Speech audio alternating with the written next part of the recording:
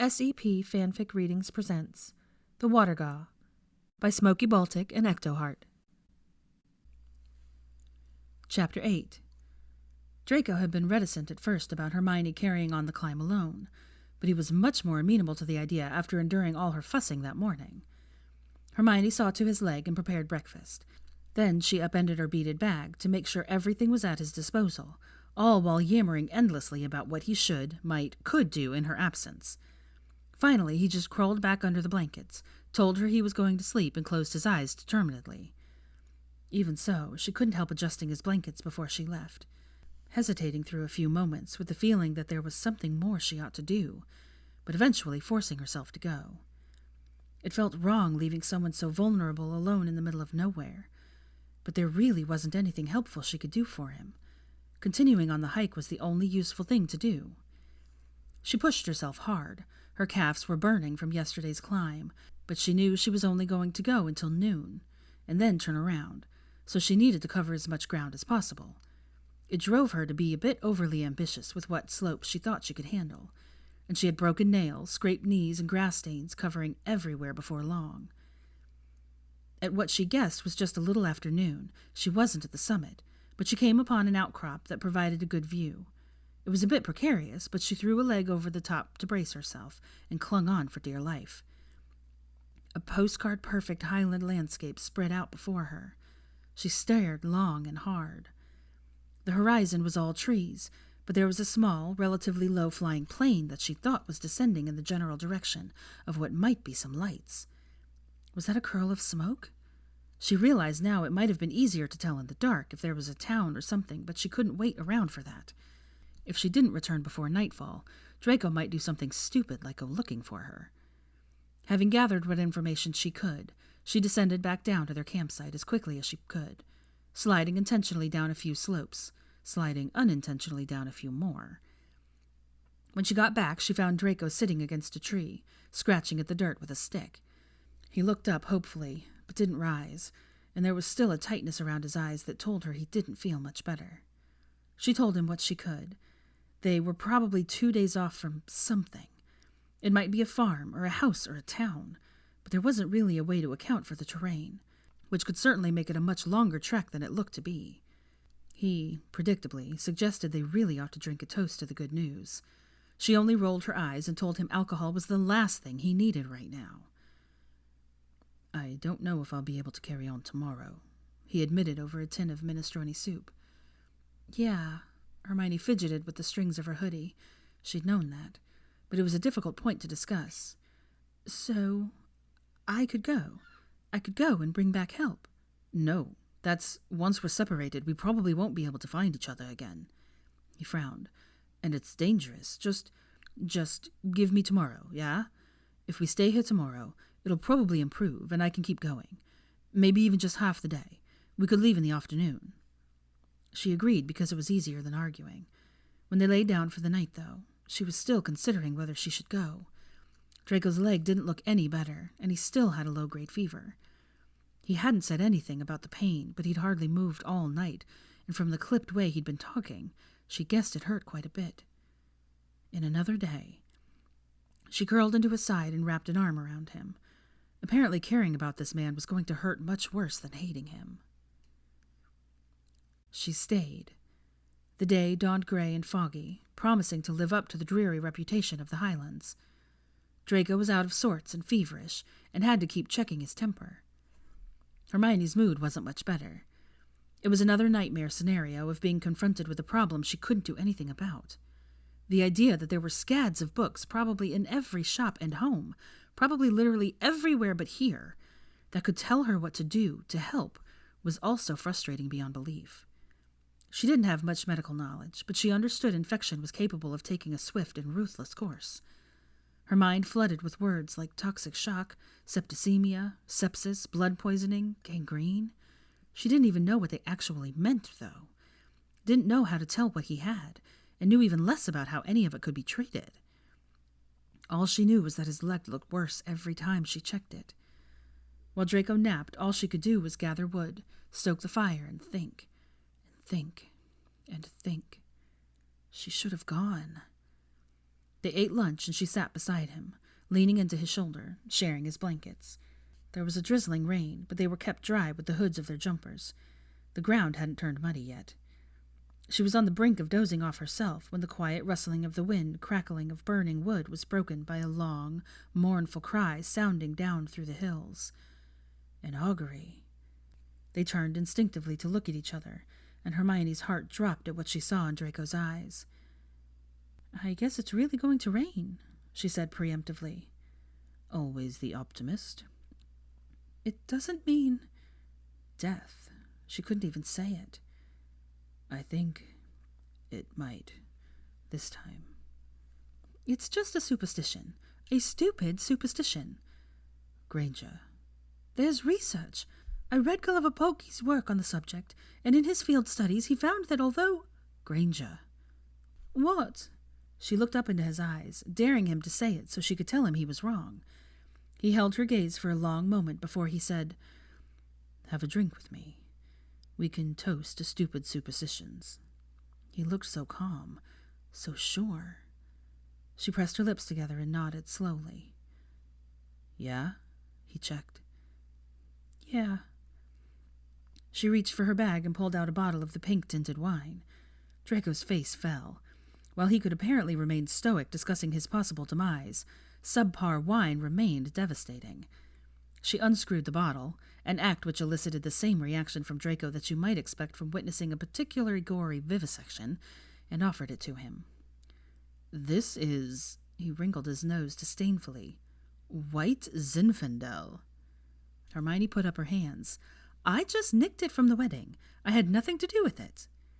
Draco took a cautious sip and grimaced. "This was served at a wedding. This is a travesty. Who did this to you?" he demanded. She took the bottle back and had a swallow herself. It was horrendously sweet as it rolled over her tongue, but the saccharine and the salt quickly gave way to a sharp, sour flavor. "It's fine." Loyal as she was to the Weasleys, fine was the most flattering adjective she could muster. "It was from Bill Weasley and Fleur Delacour's wedding." "Delacour? The Beauxbatons tournament champion?" He glared at the bottle. "I'd say she should know better, but if she was marrying a Weasley, then clearly something terribly amiss here." "Hey, they're lovely." "Did she maybe sustain some terrible head injury during the tournament? Get hit with a mentally enfeebling curse?" "Rude. You don't have to have any if you don't want it." She took a liberal swig from the bottle and refused to give in to the impulse to shudder afterwards. He grabbed the bottle back. "I'll suffer through." He took another drink and then stuck out his tongue in disgust. "But, Merlin, you could have warned me. This would have been disappointing enough without all the build-up." Hermione groaned. "It never stops with you, does it?" "Well, give me," he mimed, checking a watch, "a few more days, maybe. Then I'll be winding things down." "Don't do that." She winced and tried to steal the bottle back. He held it out of reach long enough to take another drink before passing it over. "Think we can make some tea? We need a chaser." Hermione almost spit her wine. "You are a ridiculous man, I hope you realize. How are you this high maintenance after roughing it for like 2 weeks? Still, she fished supplies for tea and a sleeve of crackers out of her bag. "This wine is what happens when people don't have standards." He gave a haughty sniff. "My good taste is a public service. You should be thanking me." Hermione stopped what she was doing to stare at him. "What?" he asked innocently. "It's just, you said that with a straight face and everything." He looked at her blankly, so she held out her hand for the bottle. "Never mind. I'll take care of it on my end." She was pretty confident the pretension would get funnier with just a little more wine. While things did generally get funnier as the first bottle ran low, Draco's humor also took a turn for the macabre. "A man ought to be entitled to a better last drink than this. If I'm not already disowned, going out on white Zinfandel would be grounds." He shook his head before continuing on gravely. "I am no longer Malfoy. If you ever tell anyone this story, Granger, do me the kindness of saying it was a French Burgundy." "But what should I say about your attire?" she asked with a faux concern as she eyed his baggy jeans, the knees of which had fully given away sometime in the last week. "Fuck, you leave that right out. In fact," he began working at the buckle of his belt. "No, no," she laughed, trying to pull his hands away as he swatted at her defensively. I was only joking. I won't tell anyone. He stilled, but fixed her with a menacing look. She raised a hand like she was going to solemnly swear, but said, "Not for weeks." Draco growled and went back to trying to divest himself of the offending Weasley denim while she grabbed at his wrists, hardly able to speak for laughing. "I'm only joking. Don't, I promise. Stop." "Not a soul, Granger. It's my eternal shame." His eyes went a bit wide. "Fuck, maybe I'm already dead. Maybe this is purgatory and the wine and the clothes are my penance. And the tea. Granger, maybe we died." Hermione giggled. "Are you drunk?" "That might be the least of my problems." He gestured emphatically. "How would we know?" "If we were dead?" "Yeah." Hermione tipped the bottle up to drain the last drops, and then went digging in her bag for the second bottle. "Give me a minute. I'll come up with something." "Think about it. It could make sense." "Why would we be together, though?" He snapped his fingers and pointed at her, so close his finger nearly booped her nose. "That makes the most sense of all. Opposites. Learning shit from each other. Balance in the universe and stuff." "Pfft, we're not opposites." The hair, I will concede. Opposites. But, I mean, we kind of know all the same shit. We're ambitious. There may also be some acerbity, and then, I mean, I'm smart, and you just have a smart mouth, but the end game is kind of similar." "I have a smart mouth, which you've done nothing but sass me for weeks. You're sassing me right now." Hermione's hand fluttered to her chest in mock disbelief. "Me? I don't know what you're talking about." He grabbed for the hood of her jumper and pulled it down over her face in retaliation. "And the violence!" She shoved the hood back up and off, patting at her staticky hair. "We have the violence in common." Draco had a rueful smile on his face as she shook his head. "I'm not violent." She softened. Yeah, I know," she said because she did. Then she cheerily volunteered. "I kept Rita Skeeter in a jar for a week. Oh, and I set Snape on fire, and I may have led Umbridge to the Centaurs with intent." "No, you didn't," he scoffed before looking at the expression on her face. "Fuck me. You are a menace." "A righteous menace, though." "I'm surprised I've gotten off so lightly, with a track record like that." "Maybe I'm biding my time." She bumped his foot with hers. "Mustn't dawdle. The hour grows late." "Malfoy," she warned. He threw a few bits of bark onto the fire before turning to look at her, and her breath hitched as their eyes locked. Draco had always had beautiful eyes, but now, full of sadness and resignation, they were absolutely devastating. She couldn't look away. "Let me make my jokes. This is my last hurrah." Hermione felt a fissure opening in her chest, because she suddenly understood he really believed it. Indulging his maudlin humor, she supposed, was the least she could do. She could give him that. "Always such a drama queen," she whispered a little hoarsely. "Have a little more wine, Granger." He tapped the bottle. "I'd wager anything you being a happy, singy drunk." She absolutely was. Hermione took a fortifying drink. "No bet." "Excellent. I look forward to it." "And you?" She handed the bottle to him. "I bet you get sulky. Poor little rich boy and all that." He ran a hand through his hair, grinning a little. "I guess you'll find out." The action was strangely compelling. "Your hair," she said before she realized she was speaking. "What?" He patted at it with concern. "It's very what?" "Silky, sexy, alluring, touchable looking. Very blonde." Damn it.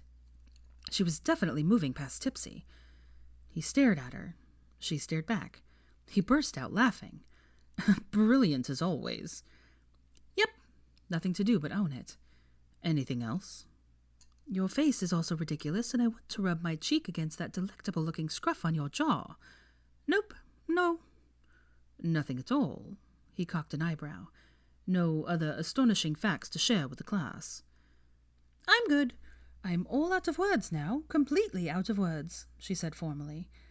"I ask that you please respect my privacy at this difficult time." "You're a very strange little person. You know that, yeah?" She gave a dramatic shrug. Genius is never understood in its own time. You know, I can absolutely believe it would take scholars bloody centuries to figure out what's going on in here. He dropped a hand on top of her head and gave it a little shake. Hey! From there, it was a short trip to an academic dick-measuring contest, and then it was on to house rivalries. Not being a very good Slytherin, though, are you? She goaded. Drinking with the enemy. You might divulge super-secret snaky business. He rolled his eyes. I'm sorry, Granger, but I think I'm going to have to disappoint you. How's that? I can't think of a single interesting deathbed confession I might have to offer. Well, that can't be right. My sins are notorious. So, come up with something else. Humiliation, gossip. I'll take whatever drunk confessions you've got to offer. Drunk confessions. She was insisting to both herself and him. He sneered. You already know I'm going to die a virgin. Don't be stupid, she said, because she really didn't know what else to say. It's true. Trying to get laid, Malfoy. I should have known this was all just a bid for pity sex. Joke, joke, joke. It was better than the alternative. Draco snorted. I hate to disappoint, but as much as I do pity you, I think that it might be a bit beyond me at this point. He tapped his bad leg to make a point and then hissed in pain from the ill-advised contact. Are you okay? Hermione rose to her knees, looking frantically at the leg that she could see nothing of underneath the blankets and clothes. Her head spun a little. It's fine. The wine helps. Best medicine for it, probably. God, it's not. This is such a bad idea. Hermione winced even as she took another sip, settling back in beside him. Eat the crackers. The last thing you need to do is get sick from this. You spend a lot of time looking after drunk sods in Gryffindor, don't you? Not as much as you'd think. Don't tell me you're the one who needs looking after. More than you'd think, she laughed. Give that back over. Draco starfished his hand in the direction of the bottle. They were quiet for a moment before he hummed a little. There is something that's been weighing on my conscience lately. Maybe a little bit. All right, let's have it then. Nah. He bared his teeth a little. Never mind. I don't... Come on. She bumped his shoulder with hers. He shook his head vehemently. No, forget it. Malfoy, come on. Well, it's just... Fuck, it's really embarrassing. He dropped his head in his hands, then peeked at her over his fingertips. Fuck. It's just... I really like your hair. Fuck off, she groaned. That is not funny. No, I mean it. He reached over to take a curl between his fingers and pulled it straight before releasing it, watching it bounce back with a look of profound concentration on his face. I've always liked it. I want to be buried with a lock of it. It's going to be my token across the river Styx. Proof for St. Peter that I'm in good with someone who belongs on the inside. You're ridiculous. Wishing you got me drunk sooner, aren't you? But then I would have missed out on all this excellent gallows humor. Now that would have been a tragedy. She waited for him to make his counter-quip, but he only put his hand over his mouth to cover a smile, looking at her with something very near fondness. Suddenly she was very aware of how cozy all this was. She was pressed right against his side. His face was right there. She had even, at some stage, apparently looped her arms around him. She wasn't quite holding his hand, but she'd wrapped her fingers around his palm, and, well, there was an awful lot of touching and smiling going on here, wasn't there? His assessment of her being a happy, singy drunk had been accurate, but incomplete. She was also notoriously affectionate drunk. She had a sudden swell of panic, half from this sudden consciousness, and half from the impulse she felt to say something about it. In a flash, she was disentangled and on her feet. Fire's, getting low. Wide-eyed, she began chucking bits of wood into the flames. Mostly. Accuracy wasn't exactly on tap at the moment. When she turned back, she found him bent over, laughing so hard he was shaking. What? Fuck, maybe he was a Legilimens. No, carry on, he choked out. No, it's good now. We're cool. It's all cool. Nothing to worry about here. She gabbled, holding up her hands like she was trying to calm a riotous crowd. Such a lightweight. Draco smiled goofily up at her. Do I get my song soon? I am not singing. That's not... No. She shook her head violently for emphasis, but quickly stopped after discovering doing such a thing was liable to put the world off its axis. Come on. What if I make it my last wish? Oh, fuck right off. Granger, he whined. No, I'm self-conscious. She crossed and uncrossed her arms. You're looking at me. I'm all on display. So come here. He held his arms open. I'll close my eyes. Fuck. She slumped in defeat and crawled back under the blankets, leaning back into his chest so her head rested under his chin and his arms wrapped under her ribs. Good girl. He gave her a little squeeze. Do you take requests? No. Okay, go on then. Then he coughed over Dance Like a Hippogriff. Hermione rolled her eyes. She didn't have a vast repertoire. There were songs she could sing along with, but not many she knew by heart. In 6th year, there had been a fair few parties of the Gryffindor common room that she'd spent with Seamus Finnegan close at hand, and they'd gotten in the habit of merrily brutalizing traditional Scotch and Irish airs toward the end of the evening. There was really only one choice for a rainy afternoon out on the Scottish moors. Hermione started in on The Parting Glass tentatively, her voice low and wavering, but grew in confidence as she allowed the wine to fog her notice. Of all the money that e'er I had, I've spent it in good company. And all the harm that e'er I've done, alas it was to none but me. And all I've done for want of wit, to memory now I can't recall. So fill to me the parting glass. Good night, and joy be with you all. Of all the comrades that e'er I had, they are sorry for my going away. And all for sweethearts that e'er I had, they would wish me none more day to stay. But since it falls unto my lot that I should rise and you should not, I'll gently rise and I'll softly call, good night and joy be with you all. A man may drink and not be drunk.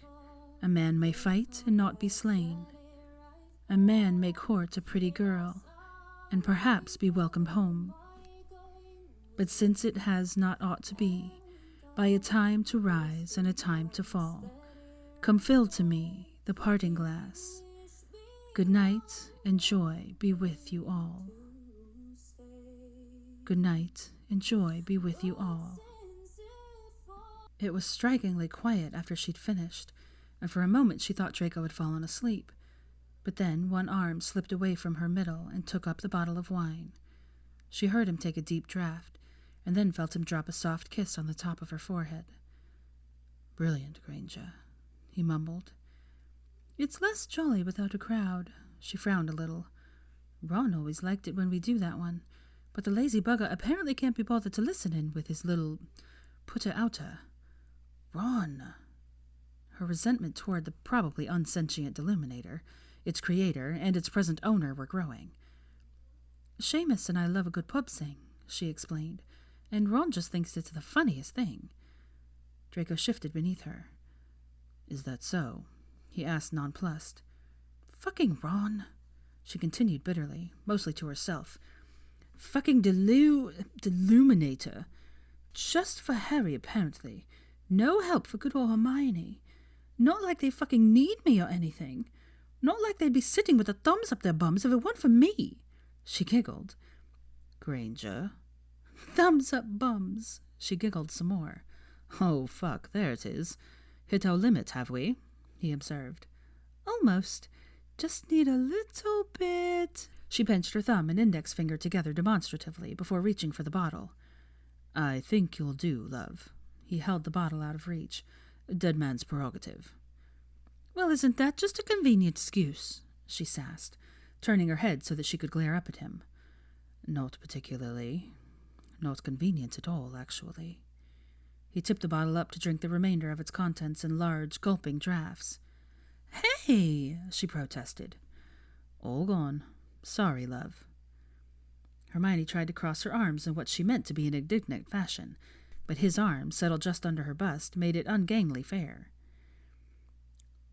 Drinks will be on me next time, he placated, nosing in her hair. That's right. She craned her neck up so she could fix him with a menacing look, and found herself with her forehead bumping his. Next time, she vowed. That's right. He nudged her nose with his, and for a moment she forgot what exactly was going on, and she was confronted with hooded eyes that were an absolutely lovely stony shade of blue, with a gorgeous charcoal ring around the iris. Only inches away now. Why was he so pretty? She closed her eyes. Next time, she repeated, satisfied with his acknowledgement that there would be a next time. He wasn't dying. Stupid, stupid, stupid thing to have ever thought. He was too Malfoy to do anything so prosaic. He was obviously very much alive. She was breathing his breath. He was breathing hers. Alive. What'd you say? She mumbled, having lost the thread of the conversation. Draco groaned. You're a menace. Not. She gripped his forearms and turned her head so she could nestle back into the warmth of his chest. It's raining, she observed. There was a steady patter against the leaves overhead. I'm a good girl. You said I was a good girl. She smiled with satisfaction, remembering how he'd said it, letting her eyes drift closed. She couldn't quite place why, but there had been something wonderful about it. Good girl. She was a good girl. Fuck my life, Draco breathed. She reached behind her to pat blindly at his hair. Gonna be okay. Then he must have dropped his head to his chest or shuffled down a bit, because she could hear his breath, just a little raspy, in her ear as she drifted off to sleep. When she blinked awake, it was twilight, and for the first few disorienting moments, the trees overhead oscillated in the most alarming fashion. There also seemed to be a lot of Draco all up in her space. He had half fallen over her in his sleep, creating all sorts of odd angles and entanglements. Most notably, there was a large hand draped over her left breast, and her head had been pressed down into her shoulder. Gingerly, she tried to slide down further to free herself, while also bracing Draco up so he didn't face-plant when she rolled away. It took some effort, but eventually she managed to get them rearranged into a much more decorous side-by-side positions. Able now to focus, she realized she probably hadn't been asleep long. The wine was still a factor, but it was more of a languid haze now. She dug through her bag until she found a tin of chickpeas to pick at. Draco woke up not long after, rubbing his eyes and trying to roll the kinks out of his neck. How are you feeling? She asked. Glorious, he winced. Fucking leg. And head. Hermione fixed him with her infamous, I told you so, didn't I? Look. I stand by my decision, he said grimly, even though the wine was an abomination. What are you eating? She passed over the tin and then conjured some water for them both and stacked some branches onto the fire. They ribbed each other about silliness from earlier, but both were yawning before long. I think I just need to sleep some more. Draco clenched his jaw as he moved from sitting against the tree to laying down closer to the fire. He was clearly in pain, and the fact that he wasn't complaining about it was freaking Hermione out more than anything. She didn't know him well enough to understand what that might mean. There were so many ways in which his behavior was purely predictable. The pretension, the snark, the fastidiousness. But when it came to the big things, she couldn't make him out. What was she missing? She was so lost in thought, considering it, that Draco had to call her name a couple of times to draw her attention as he held open the blankets to her. Settling in, curling up at his side, she splayed her hand over his chest and pressed in close. Like maybe with more contact she could get her answers by osmosis. A few minutes later, she ventured. Still awake? Mostly, he grumbled. Can I ask you something? You just did. She heaved a sigh. My blood pressure is never going to recover from our time together. I hope you realize. She poked his side. I'm being serious. Do I get to ask you a question back? Bloody Slytherin. Fine. Just, I need to know. She looked up so she could see his face properly.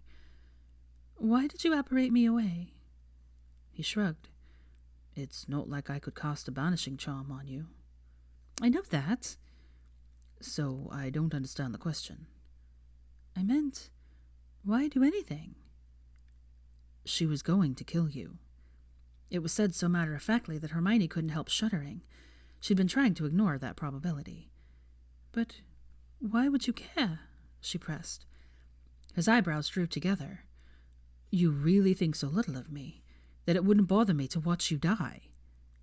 You hated me. But I knew you. He said it like it was offensively obvious. I knew you when you were 11 years old. His mouth quirked up at the corners for a second.